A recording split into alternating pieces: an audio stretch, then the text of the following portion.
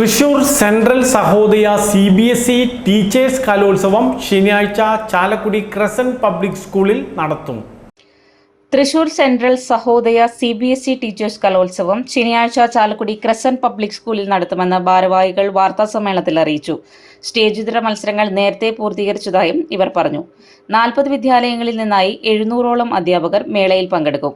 25 ഇനങ്ങളിൽ മത്സരങ്ങൾ നടക്കും. ശനിയാഴ്ച പകൽ 9-ന് RLV രാമകൃഷ്ണൻ കലോത്സവം ഉദ്ഘാടനം ചെയ്യും.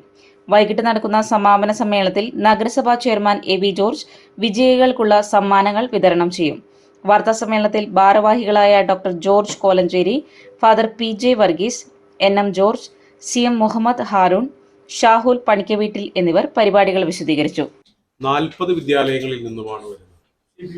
CBSE സ്കൂള് മാത്രമാണ്. സഹോദയ എന്ന് പറയുന്നത് CBSE ഫ്രട്ടേണിറ്റി ആണ്. സെൻട്രൽ ബോർഡ് ഓഫ് സെക്കൻഡറി എഡ്യൂക്കേഷന്റെ അംഗീകാരത്തോടു കൂടി നടത്തുന്ന ഒരു അനെക്സ് ആണ്. അതെ, സഹോദയ എന്ന് പറയുന്നത് അപ്രൂവ്ഡ് ബോഡിയാണ് അവരുടെ.